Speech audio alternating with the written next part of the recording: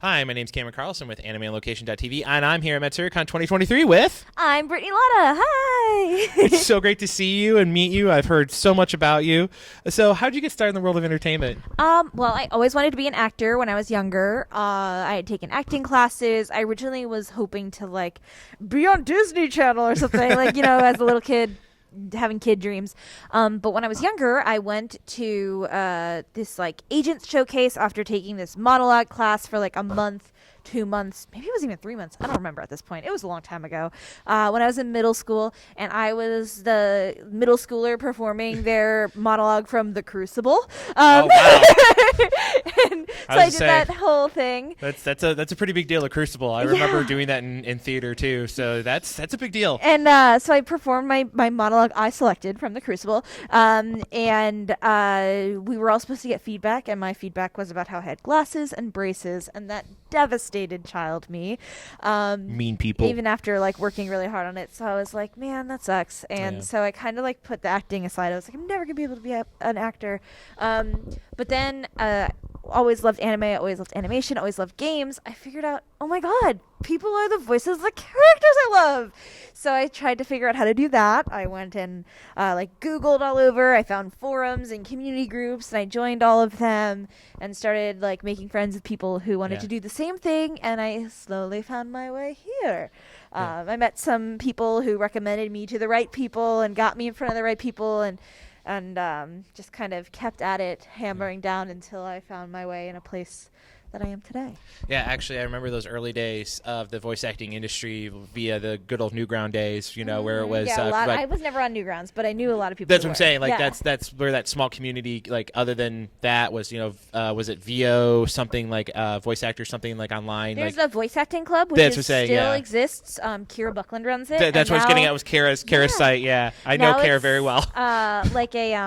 A Discord channel, and she has written so many amazing guides to people. They've been so helpful, and they continue to write articles.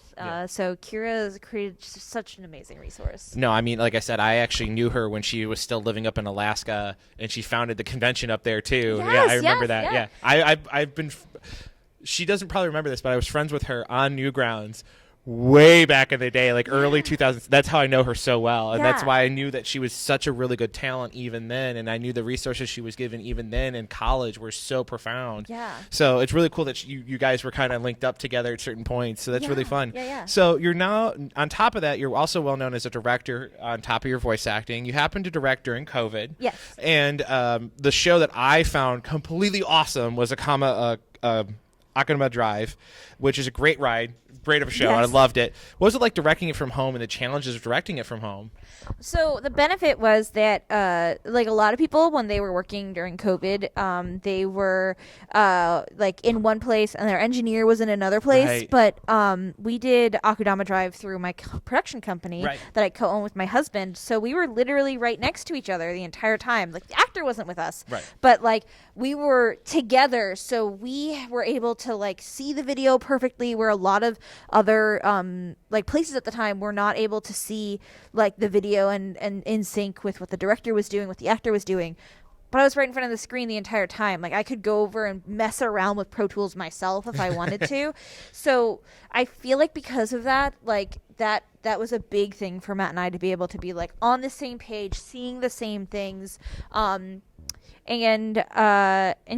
we really focused on we even now we do stuff remote still through our company. And so the hard part was certain physicalities and stuff. I couldn't stand up and be make this face, do this thing with your body.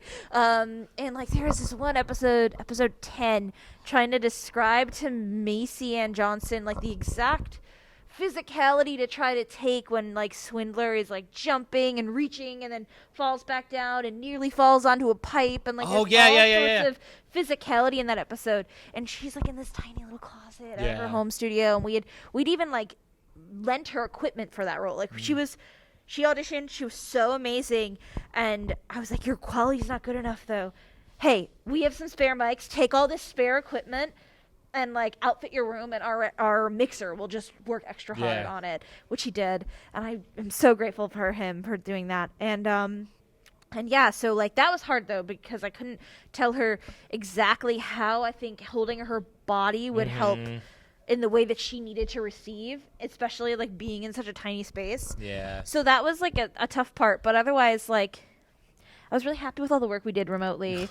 And like the challenges of remote are like, you know, the actors might not see everything in sync totally, and like you're not in the same room, but like I'm still able to connect with people all over the place to bring them together and make a dub that has people from New York and people from Texas and people from California. And I'm still so proud of our work on Akudama Drive. I won't lie to you. I bought it because it came on such high recommendation from all my friends. They're like, hey, if you really want a crazy wild ride of a show, this is one of them to buy. I don't stream.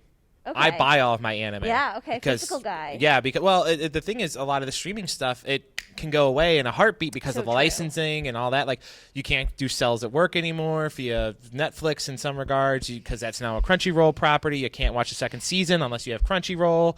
So it's things like that. So it's like, well, do I buy it? But then you look at the price for some of that stuff. It's $150 for one season. Right. Like, that price to me is too much. Right. So I usually wait maybe 3-4 years after a show comes out, and it's dropped down to like $20 for an entire season. I'm one of those guys. Catch it on Right Stuff on sale. Exactly. Yeah. Which is now Crunchyroll. Crunchyroll. But that's how I bought the first season of Higurashi. Like I waited until it was on sale for really cheap from Right Stuff. I think I bought all 3 seasons for like $10. Nice. $10. But thank you for your praise on Akudama Drive. Oh, yeah. It was a lot. We were a small team of only 3 of us.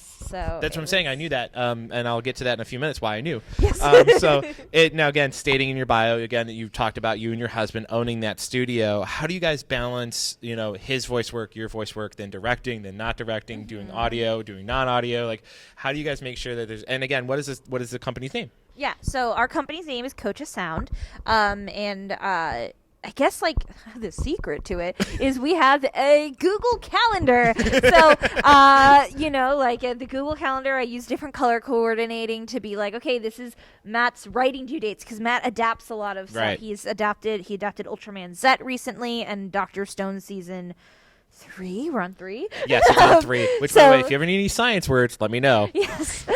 So we worked on those around the same time, script-wise. And so, like, you know, marking his due dates on there and, like, marking when I'm recording, when he's recording, and when those are done from home, when they're done from a studio, and then marking down, like, when I'm directing or when we're supposed to do a session together, because then, like, he needs to know, like, okay, you need to be ready to engineer. And then, like, I even mark down, like, okay, Brittany needs to do auditions at this time because they're going to be due here. So Brittany needs to booth this time. Matt needs to booth this time.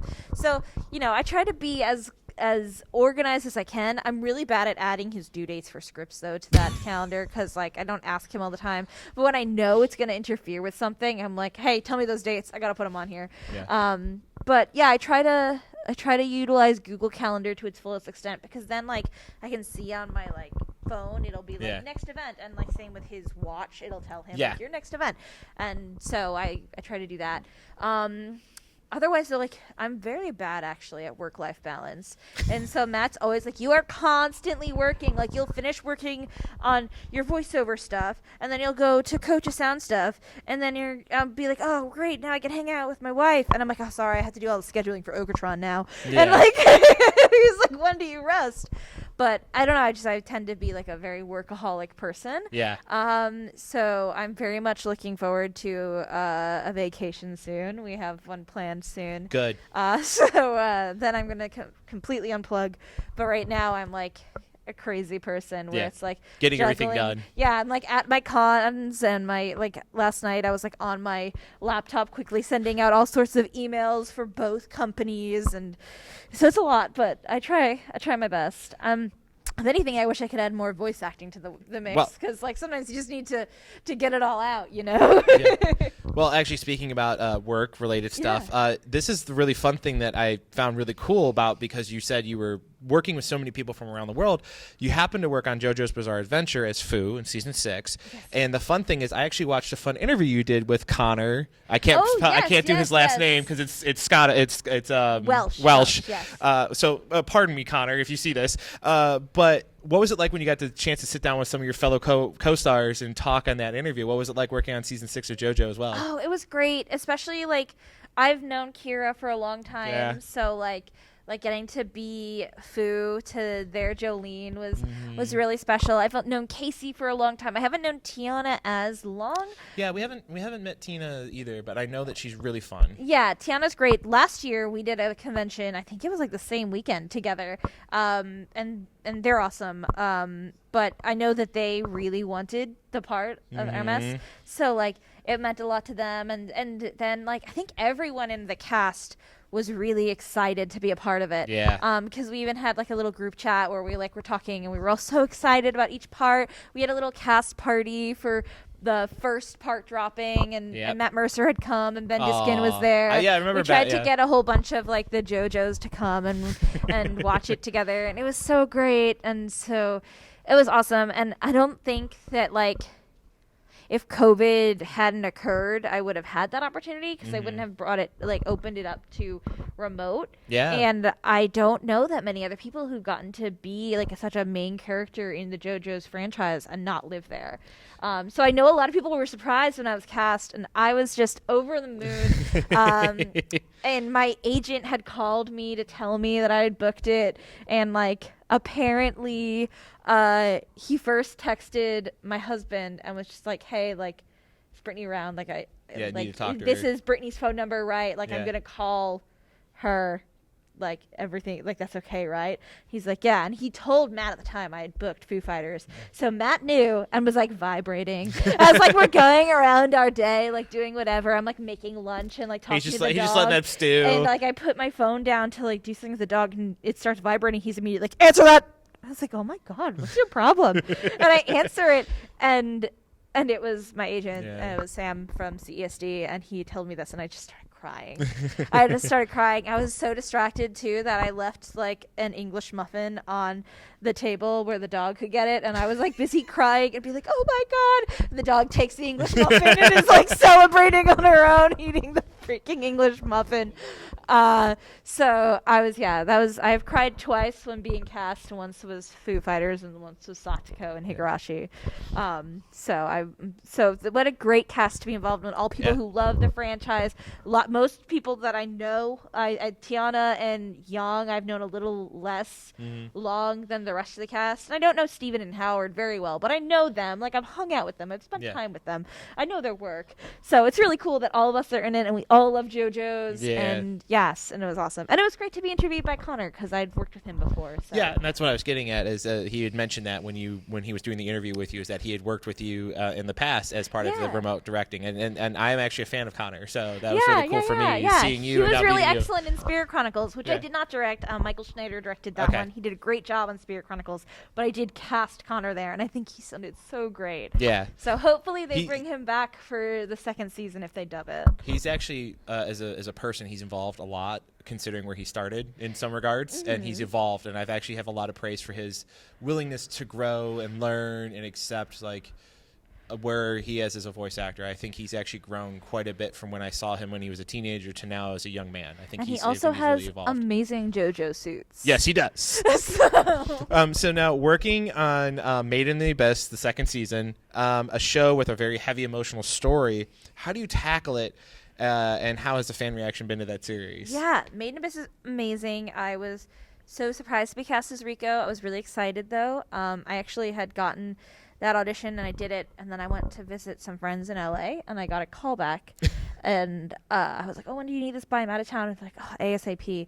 The callback was, I don't want to spoil the show for people, but it was like the pivotal scene in episode 10. If you are a Made in Abyss watcher, you know which one I'm talking about. It has no dialogue. It's all reaction noises. So it's like gurgling and screaming and crying. Yeah, and they're like, we would like you to record to this. And I'm like, where the heck am I going to do this in LA? So bringing up Kira Buckland let me record out of their booth at the time, because at that time, like, most people didn't have booths. Right, like, yeah. Now it's a thing because of like COVID. but record from home and stuff. But then it wasn't very. No, it wasn't. No. She had a booth and they let me record in it, and I was just screaming and crying and hacking and like. they're hanging out in the living room with a bunch of other voice actors as I'm like suffering, and I was like, thank you so much. And they're like, oh, just buy me Mexican mocha. And like, so I like always tell this story where it's like, yeah, I did my Made in Abyss callback in Kira's booth and I booked it and all I had to do was buy him a Mexican mocha. But yeah, I'm so thankful to that being an option that they let me record there, and they liked my terrible trauma reaction noises, and they hired me for Rico, and it's been traumatic adventure since. Yeah, so I tell a story sometimes that there was a 1 week early in the not early in the pandemic, but early in 2021, where that week it was, okay, in the morning you're going to suffer as Rico, and then for lunch you're going to have some Satoko suffering, and then for dinner you're going to record some Law suffering. So it was just like my week of traumatic child, like PTSD and sadness. You're like, I'll just get it all in the booth. I'll just put it all in there on these characters. They all had like such heavy backstories. So, yeah. So kind of breaking that up, you happen to work on Dr. Stone, as we talked about. Now, have you learned any science terms while working on the show? And how much fun is it working on the series? Dr. Stone's amazing. And I can't say I've personally like absorbed science terms that they said. But I do remember a story of like my husband having to write a season or like an episode of a season where there was like some really, really, really long science word, and like he happened to be in the studio at the time, and the director Clifford Chapin had pulled him aside and brought him in to the booth, and Aaron was there, and they were recording that, and they were like, okay, say the word, Matt. How do we say it? I know you're here, so tell me how we say it. And it was really funny. But yeah, Yuzuriha mostly does like the crafting and the sewing, so I haven't had to say too many sciencey things myself, and I can't say I have like absorbed too many of the wordings. So you know, I do feel like I learned from exposure from the show, but I can't say I've printed those words in here. Well, I'm a scientist, so when I hear some of those words, I'm like, oh, okay, they actually did some research on this. Yeah, that's what I've been told. Yeah. So, my dad's a fisherman, and he was explaining to me his sonar. Yeah. Recently, he bought this whole new sonar system, and he made me come down at like 10 p.m. at night to check out his sonar system. He was so excited about his boat, and I was like, oh my god, it's just like Ukyo. And like he watched Dr. Stone. My dad would turn on Toonami and watch Dr. Stone. He was like, I love Dr. Stone, and I was like, oh, this is like Ukyo stuff. It was really cute. That's sweet that your dad does watch your stuff, though. That's super sweet. We don't hear a lot of that, by the way, so that's super sweet. Really? Yeah, actually, I think very few. I mean, a lot of voice actors will have their parents watch occasionally. Yeah, to want to watch it is more like. I think that's super sweet. Your dad does that. Yeah, I think that's super sweet. Tell your dad that. They fell off a little bit on the late in season 2, but because it was hard to get on to Toonami all the time. Yeah. Because it's apparently like they switched cable providers and they don't have Toonami anymore. But they also went to see Made in Abyss in theaters when they did the compilation movies. I got a text from my mom, all angry. Rico doesn't reunite with her mom? I was like, Mom. It's only the first 6 episodes. You're going to have to wait. We got a lot more to go. So in addition to your work at your studio, you also produce amazingly with Sabbath and Raleigh at Okatron 5000, and you guys worked on Ultraman Blazer. Tell us about all that. Yes, I've had such a great time working with my buddies at Okatron, and I'm the producer and casting director for the English dub of Ultraman Blazer. We also did Ultraman Zet, and we also did Sheen Ultraman, which went to theaters. Yeah, I saw a lot of you guys promoting the. Yes. A lot of promotion for that. Yes, we've had such a great time working with Tsuburaya on the dubs. They are such a supportive, wonderful client. And the really cool thing about Ultraman Blazer is that it comes out the same day, same time as the Japanese version. And they release both of them for free on YouTube. Wow. So you can go and you can change it's one upload. You can change the audio track between dub and sub. Wow. And we release them at the same time. So we've been working on it alongside the Japanese. Wow. It's so fun. It's so cool. Especially like because they're introducing some new kaiju in this one. Mm-hmm. So like people are like trying to like, oh, what are they gonna do? What are they gonna do? And I'm like, oh, I saw this kaiju like 8 months ago. But like, you know, getting to like see people's excitement for like these new characters and this new story, and like that is being released simultaneously. Johnny Young Bosch plays our main character. He is wonderful as Gento. No, it's Johnny, and we're very good friends with him. I've known him for a long time when he had his bands, you know, when he was back with Eyeshine, and now his new one, When We May Be Giants, and I've known him for a very, very, like, I saw him last year, and he literally looked at me, he's like, hey, what's up, man? Like, no questions asked. He just looks like, hey, what's up? And I was like, hey, you know, like, it was really, really touching, and so I'm really glad that he's got to be the lead. I think that's really awesome. Yeah, he's great as it, and Raleigh and him spend hours together every week because he's the main character. And Rico Fajardo's in the cast. He's we're gonna see him tomorrow. Fun-loving character. Bondo. We have Madeline Morris in the cast. She also writes it. And then Madeline Duro and Nicholas Andrew Louis are 2 other cast members. Okay. Oh, and Keith Silverstein. Can't forget Keith Silverstein. He's great. And then there's some other guest stars that have come in. There's an episode where Sabbath sings a song about how I am amazing. I am outstanding. And he does all of the, he produced the whole song himself. He did all of the harmonizing. There's like 12 layers of Sabbath singing. It's so good. He was like, this is like the Talking Heads. He's like, it's like a Talking Heads song. And I put it on Twitter because I thought it was so funny. There's just also like a moment excerpt of just the song. just the song. And then there's also a moment I put on Twitter from the most recent episode of Johnny Young Bosch doing a Midwestern accent, going, you betcha. And it's so funny. Oh, they really, like, Raleigh directing this dub has really been killing it. Our cast is amazing. Super Eye is amazing. It's so good. You don't need any Ultraman knowledge to watch it, as long as you are cool with giant kaiju and giant like people, aliens.